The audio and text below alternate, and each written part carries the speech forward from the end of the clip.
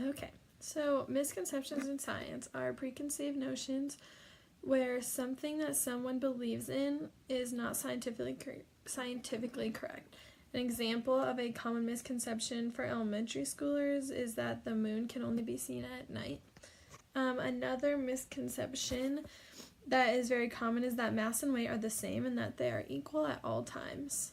Misconceptions are important because they allow students to make mistakes, which is sometimes how teachers and students learn best. And they can create opportunities for students to fail or mess up and then learn how to fix their mistakes and come back from them. In my future classroom, I will create activities and questions to unveil students' misconceptions while allowing those students to become curious and want to learn more about those subjects.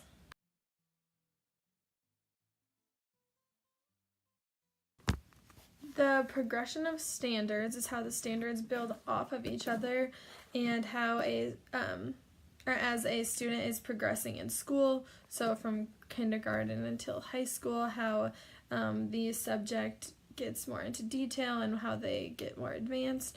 An example of a standard with progression is standard ESS3 period B, which is natural hazards.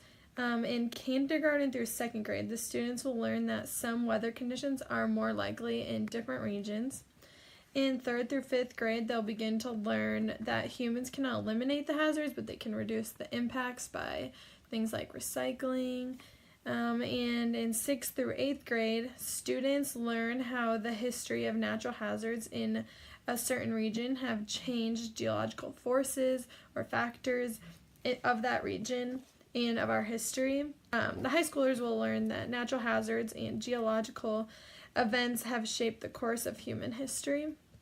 The NGSS has a progression of standards so that teachers can build off students' prior knowledge and track the progress of their students. This helps them create assessments, assignments, classwork, individual work, homework, and so on. And as a fifth grade teacher, with that given standard, I would review what the students already know about materials and their properties, and then I would teach the students to prepare them to build their skills onto the next grade.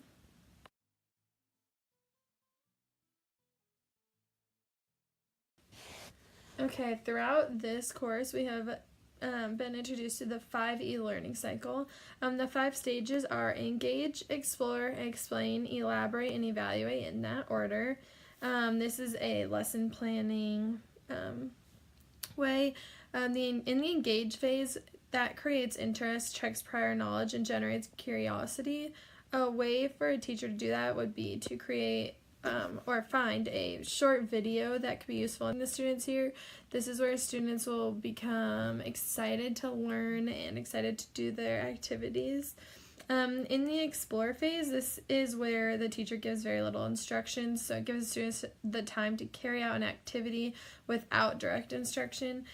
Students can create new predictions and ideas.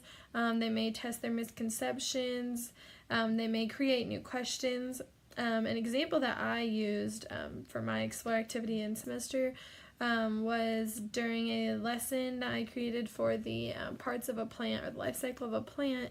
I gave the students labels for the plant and a diagram of the plant, and without going into far detail and about the lesson and about the parts of the plant, the students labeled to the best of their abilities where these parts of the plants were. And then in a later phase, we went over them together and they had another chance to go back and relabel. During the explore phase, this provides explanations and students will ask their questions while teachers provide justification and ask the students questions as well. This is where students will begin to describe their observations and interpret what they're seeing. Again, clearing misconceptions and discussing them as well.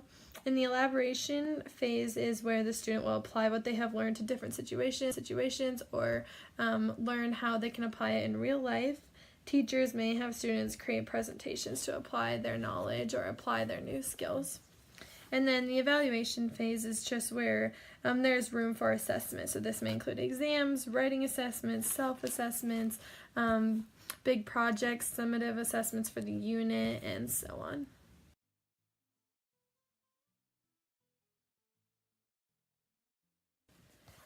The engineering design process is a way for students to solve problems and design a solution. They can generate an idea, implement it, and then test the idea, pretty much like the scientific method with the hypothesis and thesis.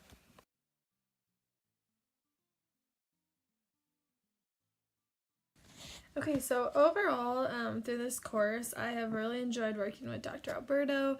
Thank you for everything. I have really enjoyed working with my classmates on different projects and my practicum group on creating lessons and elaborating on things. The most helpful assignment that I thought we did during this course was creating that 5E lesson plan and presenting it to our class rather than presenting it to a younger elementary grade level. This gave us really good critical feedback where we could critique ourselves and get critiqued by others to help us build on the 5E lesson plan and understand it a little bit more and get good practice to get a feel for creating the lesson plans using the 5E cycle. I don't think that there was necessarily anything that was not helpful that we did this semester. Thinking back to the beginning, we just had very small projects and quizzes, which I didn't think were useless at all. Yeah, thank you very much for everything.